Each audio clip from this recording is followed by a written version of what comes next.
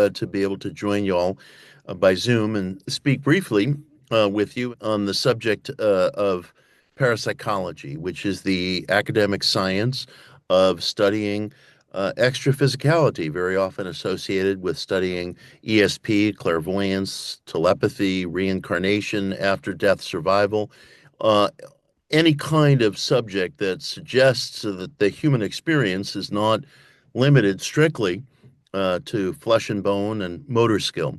We have a sort of materialist or strict physicalist philosophy in Western culture that holds that the mind, whatever that may be, is an epiphenomena of the brain, almost like bubbles in a carbonated glass of water. And when the mind disappears, or at the time of physical death, the bubbles disappear, and that's that.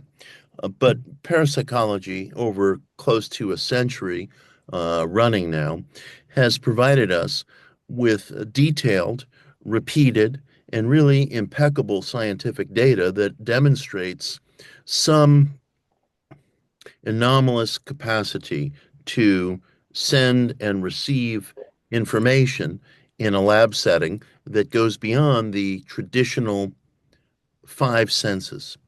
We are able, in a way that is demonstrably real as the words I'm speaking to you right now, although theoretically unclear, able to receive and transfer information in what appears to be a mind-to-mind capacity. In other words, the sending and receiving of information in a manner that not only supersedes the traditional five senses that we know, taste, touch, sight, hearing, and so on, but that also is able to function within this field of information, this field of exchange in a way that bends common observation of time, space, mass. And I think we live at an exciting time, and I don't say that lightly, and I wouldn't have said that 5 years ago. I think we live in an exciting time because we as a human community are receiving validation of what I've just described from people and sources within the scientific culture that haven't gone looking for it. And I often say that evidence unsought is evidence most convincing. Some of you may have read in the news in December of 2024 that Google engineers felt that they had accomplished a breakthrough with a quantum computing prototype that they're developing, which has not yet been released to the public, called Willow. And the engineers reported that Willow was given a math problem to solve that was so complicated that it was estimated to require 10 septillion years to solve. That's a 10 followed by 25 zeros. It's an inconceivably large number. It's a number that is larger than the known and projected existence of the universe. So such a math problem is impossible to solve according to our standard conceptions of time. Willow came up with a correct answer in under less than 5 minutes, or so the engineers reported. And in the statement that Google issued, the engineers made the point, almost in this gloriously quotidian way, not trying to unlock secrets of the universe, not trying to make any big mystical or metaphysical points.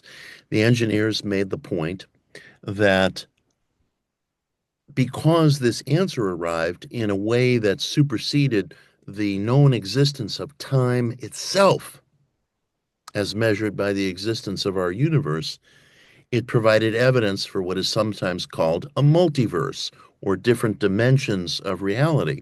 And the thinking I'm extrapolating a little here, but I think I'm being perfectly faithful to what their statement indicated. The thinking went that Willow might have plucked the answer, so to speak, from another intersection of time or another dimension of reality. Since there isn't enough time in creation for Willow to have arrived at the answer, but the answer came and the impossible occurred, the answer may have been plucked where it exists along some other timeline of reality. This is also what is sometimes called string theory.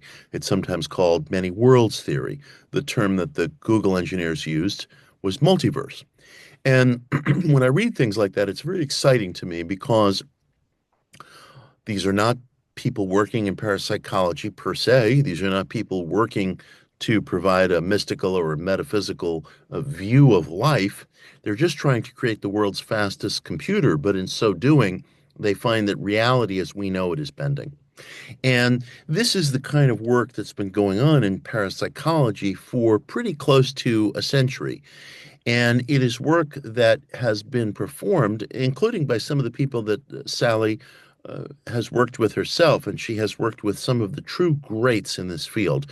She has worked with people in this field who I view as the parapsychological equivalent of Albert Einstein. And some of the people that with whom Sally has worked over the years have produced evidence for ESP or clairvoyance or telepathy that is as airtight, certain, and replicable and bulletproof as anything to come out of the Google computational labs. And they're reaching similar conclusions, which is that we as a human species are unbound by time and space in the way that we've been traditionally raised to see such things. Parapsychology has also resulted in tremendous pushback. If you go on Wikipedia tonight, for example, and you look into any of the statements that I've made, you will come away thinking that you want your money back, for this class. That Horowitz is just making things up. This is complete nonsense. There is an apparatus of professional skepticism that has very successfully spiked this information, created confusion in the public mind, and on Wikipedia in particular, which at the moment still remains the central reference source worldwide. Most of the articles on parapsychology and most of the articles on the subjects that I have been referencing are spiked by activist critics who feel profound anathema towards what I am describing. I'm not sure I fully understand why, and as much as I, like any of us, I suppose, try to consider myself a student of human nature, I don't fully understand the reason for the rejection of this material. But I'm getting closer, I think, to appreciating the reasons why career or professional skeptics, activist skeptics, react with such violent displeasure at the airing of this material, and indeed in media, in reference sources, sometimes within academia itself, will provide a degree of pushback that really confuses the public as to the verity and the replicability of this data. I think they are unable to receive what I'm describing. They're unable to receive this data. It's not that they weigh it, they consider it, and they think, no, no, it's wrong, which would be fair. It's that almost on an organic level, they demonstrate incapacity to even see or hear this material. And I think that's a malady that's common to human nature. We define ourselves in certain ways that are so uncompromising, are so certain that if someone comes along and presents us with conflicting data or a conflicting point of view, we don't take it in. It's not that we weigh it, consider it, and reject it or accept it. We literally don't take it in. And I think that's part of what is happening, what has happened over the past several generations of parapsychology. I'll give you a very immediate example. I just described to you the Google engineer's statement about Willow's abilities. I encourage you to put the search terms yourself into a Google window or any search engine. Put Google statement on Willow, Willlow. Read the statement yourself. See if I've misrepresented it. I trust you'll see that I've represented it very accurately. And yet people have recently pushed back and said, Horowitz is exaggerating this whole thing. It's nonsense. He's misrepresenting it. That's not at all what the engineers said. And they sincerely believe this. They sincerely believe this, even though the statement that the engineers made is as plain as I think I've just paraphrased to you. And yet you can find statements online that will assert with total confidence and apparent sincerity that I've misrepresented it. Why? Why? I used to be very perplexed about this, and I've come to believe quite recently that it just represents a malady in human nature where we, as individuals and as a human community, are incapable of taking in information that conflicts with our basic definition of ourselves. And our definition of ourselves in the Western world is that time is linear, it moves in one direction. There's no such thing as precognition. You know, the idea of objects, including cognitive awareness, moving backwards in time, it's theoretically impossible, it's practically impossible. That ESP, extrasensory perception, telepathy, etc. These things all violate the common laws of physics, and they violate classical laws of physics. They violate laws of physics that were reached by the great Isaac Newton and by the great Albert Einstein, none of whom closed the books on the matter, both of whom were very engaged with some of the metaphysical questions that I've been raising. Now, conventional physics, standard Newtonian physics, does dictate limitations of the sort that Western culture has more or less structured itself on. But the quantum age, quantum mechanics, the age of quantum computing that I've been referencing, which isn't even really upon us just yet, doesn't prohibit any of these things. In fact, the permeability of time space and the ability of the psyche to move among different intersections of time and to receive information in the same way that Willow received its information about the impossible math problem that it was given, we certainly have evidence that we too, as human beings, are able to receive information in a way that violates laws of standard physics, classical physics, but not of quantum mechanics, in which objects um, are in what might be called a state of superposition. In other words, everything everywhere exists all at once until a measurement is taken. And and only when that measurement is taken does something concretize and become real, actual, local, measurable. It's again as real as the words I'm speaking. And yet it violates the principles on which Western civilization has established itself. Rather than saying that the old principles aren't wrong, but they're incomplete, as Einstein said, as certainly Isaac Newton would have said. Rather than saying that, there's a kind of kill the messenger mentality, which is why it's very hard for this information to reach the public. And yet, I'm hopeful today in a way that I certainly was not even just a few years ago, because I think we are on the brink of such extraordinary public interaction with some of these models that it's impossible at a certain point to functionally deny them. Tolstoy made the observation that man, at a certain point, to rescue himself from absurdity, had to acknowledge that the earth moves around the sun rather than the other way around. We're reaching that same kind of point where to rescue ourselves from absurdity, we're going to have to deal with the reality of this data, of this material. Um, I haven't been terribly specific about any of this in terms of individual experiments, just because our time today is so limited. But there is one thing I want to say before I wrap up. My intellectual hero is a scientist, and that is a man named J.B. Rhine. J.B., along with his wife, Louisa Rhine, really effectively started the field of parapsychology as an academic science here in the United States. And JB accomplished something that was just extraordinary. Through simple card tests, which he began starting in the late 1920s up through the early 1930s, these were conducted at his parapsychology lab at Duke University, which still exists as an off campus independent lab, but still affiliated with Duke, or at least cooperative with Duke.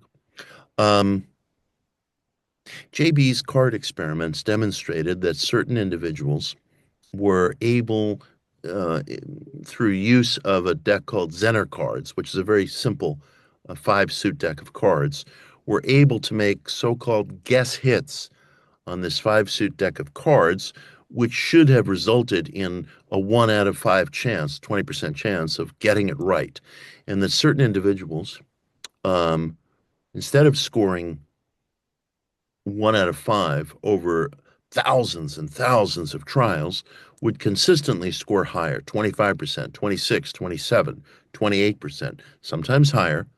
So the deviation was not extraordinary. It wasn't like Zeus throwing lightning bolts at Earth, but it was enough over what eventually grew into a case file of a million trials. It was enough to demonstrate that certain individuals had a capacity for, again, gleaning information in ways that were anomalous, in ways that exceeded laws of chance and manners of receipt through our regular five senses.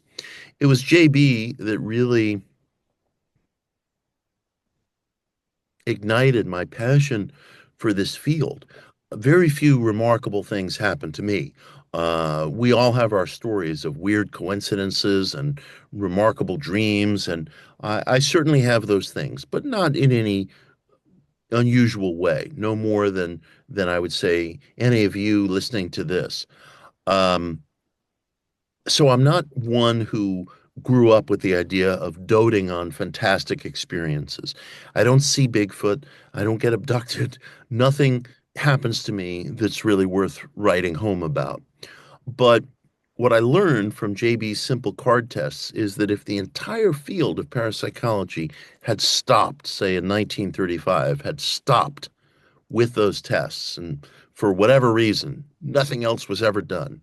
No repetition was ever attempted. We would have sufficient information to demonstrate that the human experience and the human psyche goes beyond just um,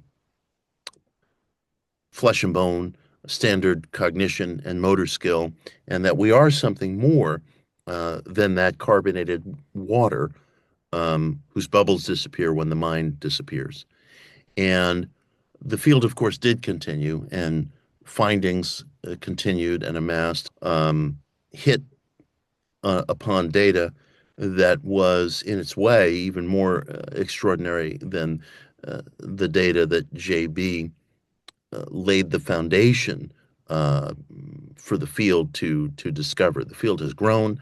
The field has not flourished in the traditional way because the pushback from ideological or career skeptics has been severe, and it has limited funding, even though these experiments are very inexpensive. And yet, truth has a way of reasserting itself. Truth has a way of following a long, long arc of labor to finally find its way to the public mind. And I do believe, again, I wouldn't have said this 5 years ago, but I do believe that that truth is coming out and finding exposure to our generation. So it's an exciting time for this field. There are scientists in this present generation, including Dean Radin and Darrell Bem, who do experiments on precognition using computer imagery.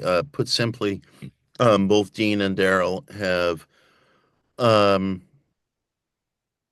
determined and have produced widely replicated data showing that if you're in front of a computer screen, for example, and you are presented with images that might be emotionally jarring, maybe violent images or maybe erotic images, generating some sort of a um,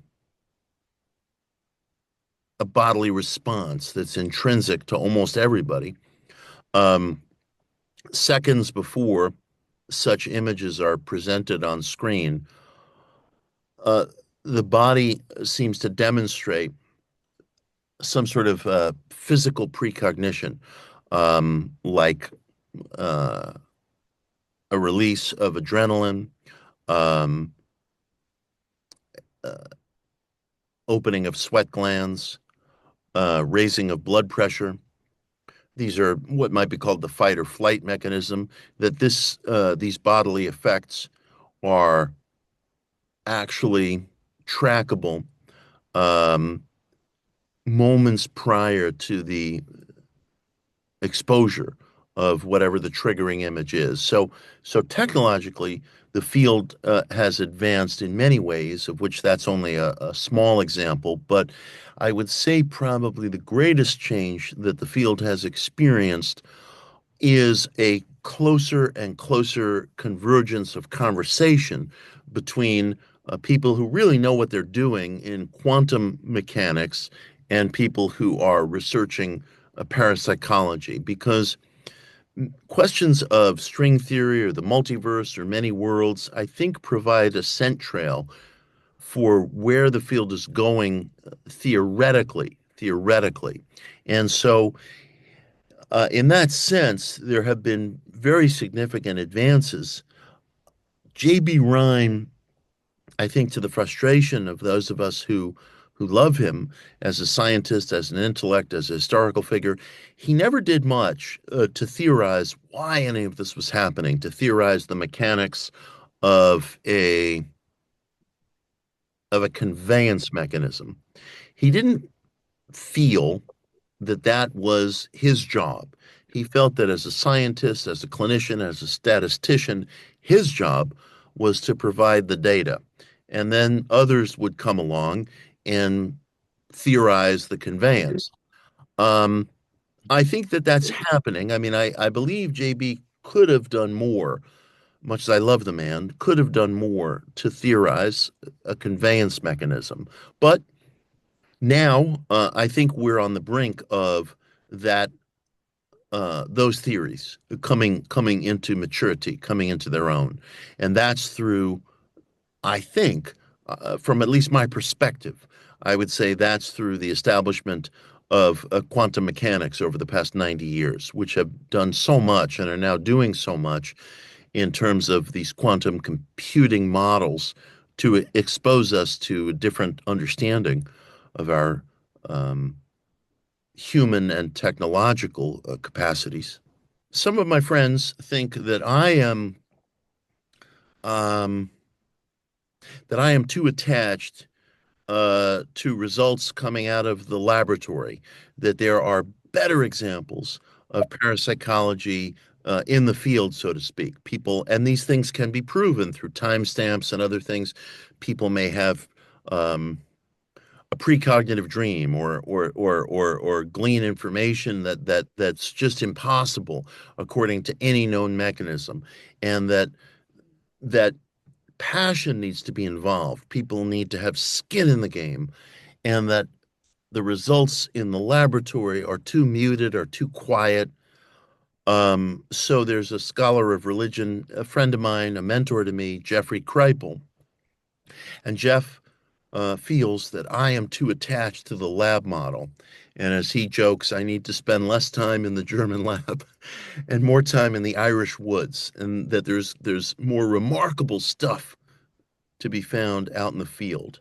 And I'm not so sure I fully see it that way, because I think some of the experiments that like in precognition, for example, which I barely touched on, but experiments conducted by Darrell Bem at Cornell University, where he's a psychologist. Darrell did experiments into what is called retrocausality, a concept that is widely known and acknowledged within the quantum mechanics field. But his great innovation was he found a backwards causation effect in cognition. And specifically, he found, and this is going to blow your mind because it's simple and it's absolutely true. And as students, you'll all appreciate this.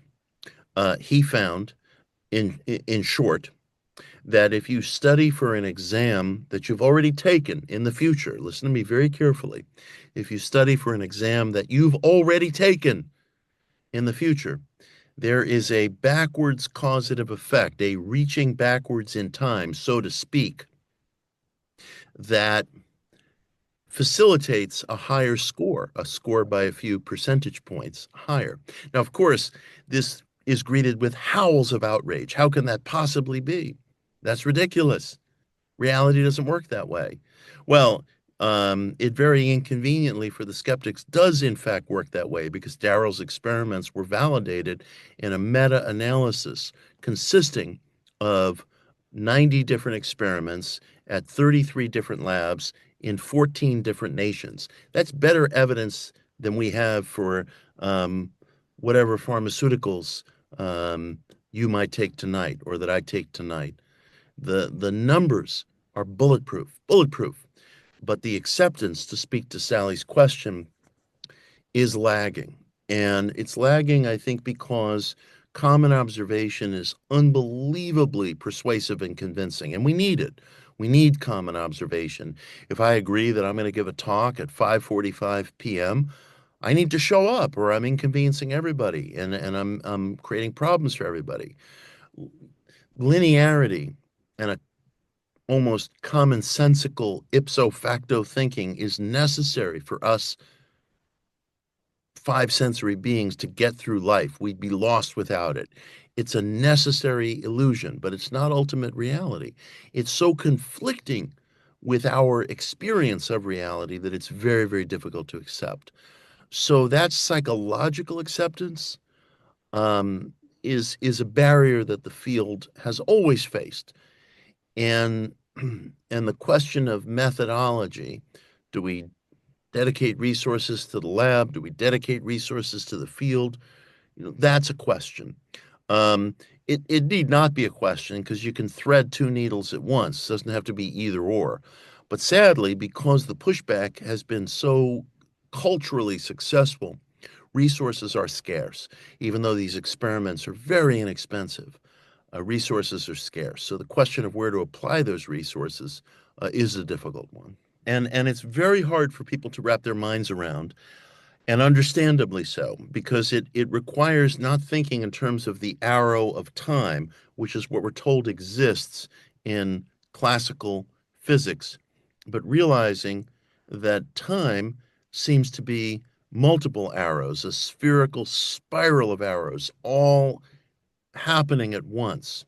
There was an episode of Better Call Saul, the miniseries, where the character of Walter White made a guest appearance, and the character of Saul said to him, if you could go back and do any of it over again, what would you do differently? And Walter's character got very upset and said to him, listen to me, don't talk to me about time travel. It's a practical and theoretical impossibility. If you want to talk to me about regrets, talk to me about regrets, but not time travel. Well, the writers, who I'm sure are very well informed, they're wrong. They're wrong. It's not a theoretical impossibility. In fact, it's a theoretical necessity. We already know that certain particles actually and effectively reverse charges and move backwards in time within the framework of particle physics. Whether this actually exists within the framework of cognition is, I think, that something that Darrell Bem provided a pioneering affirmative yes to, an affirmative yes that's been confirmed in a meta-analysis that took place a decade after his initial experiments. It's very hard to wrap our minds around this, but that's what real questions are. They're not supposed to be easy. I mean, obviously, I can make flowery statements about humanity needing to know the nature of reality, it being basic to the human situation to want to know what's around the next corner. And of course, all of that is true. I do believe that as we human beings come to understand ourselves as more than just creatures of flesh and bone, motor cognition, um, and people who go through life maybe like little rubber duckies adrift on a disruptive sea. I think this material gives the individual a sense of greater tools, greater options, greater possibilities in life. You're more than what you've been raised to believe that you are, which doesn't mean there aren't very severe countervailing forces. We live under multiple laws and forces. Let's say everything I've described is true. It doesn't mean that it's all ever operative in this way that turn you into Neo from the Matrix. Natural laws are conditioned by other natural laws. We all know gravity, whatever that may be. It seems to be mass attracted to itself. We all know gravity is a natural law, but gravity is, as I was just alluding, affected by mass. It's ever operative, but you're going to experience it differently here on Earth than you would on Jupiter. Weather fronts are natural laws. Earthquakes are natural laws. They produce seismic effects, but they're counteracted, they're countervailed by other natural laws. So I'm not saying that the existential dilemma of human beings is going to be solved tomorrow, but it does help the individual to understand that he or she is not just in pieces and at the mercy of whatever environmental factor happens to come along, but there are other factors, there are greater possibilities. Retrocausality alone, as I've been describing it, teaches that to us. The past is not this fixed thing that we can only have regrets about. Well, with apologies to Walter White, in fact, there does appear to be a cognitive retrocausal effect, and we're just at the very beginning of understanding this. We're like on our knees, peeking through a keyhole, just seeing so much. And to experiment with these possibilities, I think broadens our definition of what it means to be human. And so many people today are depressed, they're anxious. We feel a sense of exhaustion, and I think we feel some of these things collectively because this aspect of our human nature has not been understood, and it's time. It's time. I think we've been perched on this breakthrough for close to a century, and it's time to cross this threshold reasonably, maturely, intelligently, in an evidence-based way. But what I described, to the best of my capacity, is real, and it says something about the expanded possibilities of human nature. I have a book called Daydream Believer, and in Daydream Believer is a chapter called The Parapsychology Revolution. I have another book called Modern Occultism, which is a history of the occult from late antiquity to today. In that book is a chapter called Science of the Supernatural, which is probably a little more complete than what's in Daydream Believer. I provide lots of reference sources in those books, as I do in all of my articles. Test my references, put my feet to the fire, hold me to the test. If you think I'm wrong about something, reach out to me. My website is mitchhorowitz.com. It hooks up to my email. It's my real email, not one of these fake email accounts that nobody checks. And if I get something wrong or if I've exaggerated, put my feet to the fire. I really want you to hold me to it because I provide this material with a full complement of reference sources because I want people to determine for themselves whether I'm stating all this with plainness and truthfulness without exaggeration. Shame on me if I am exaggerating, and hold me to it. A pleasure. I really appreciate it. Okay, good night, everyone.